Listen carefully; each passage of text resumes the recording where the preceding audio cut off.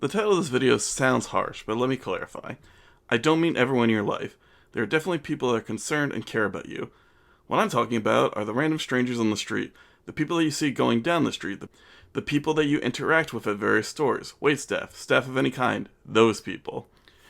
When I was younger, I would always think about what those people thought about me. It would make me feel terrified to go out among them.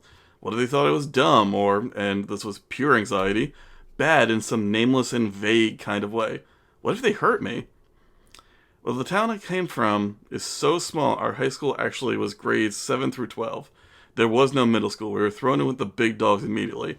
13-year-old me thought I was going to get bullied and thrown into lockers every 20 feet. After about 2 weeks, I realized something. No one cared about me. I was nothing to these giant teenagers. They just wanted me out of their way so they could do things that were far more important to them. But it was a spark for me to realize something else. Most of the people that I met in public couldn't care less about me.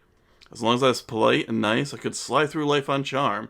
It's only when I went to one extreme or another did I make an impression. And that's the lesson I want to impart today. We are the main character of our own stories, but that doesn't mean that we're the main character in other people's.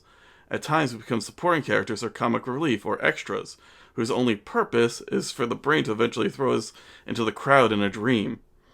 The problem is that anxiety is a terrible friend that needs to feed itself to keep itself going. It's going to whisper in your ear that that person you just interact with is going to go home and tell their friends what a terrible person they just met, despite you only saying please and thank you as they chase you out of the cash register. No, anxiety says. No, anxiety says, you are so important in this person's life, they're going to spend the rest of it dedicated to mocking you and making fun of you. Like most things, anxiety lies about it. It just wants you to worry so it can continue to exist. It's a terrible parasite. The fact of the matter, and I can test this specifically as a worker in retail, is I only remember the really bad or the really good customers.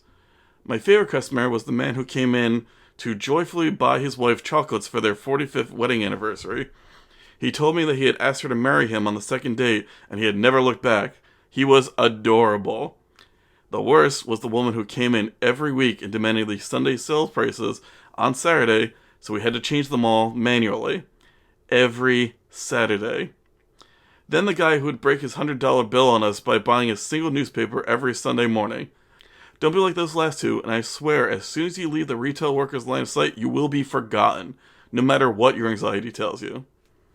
Of course, there are outliers. There are shitty people that think you need their dumb opinion. Simply put, do what you can to get away from them and just keep doing your thing. As long as you're not hurting anyone or yourself, fuck those people. You deserve the space as much as them. I want you to repeat that to yourself as many times as it takes for it to stick.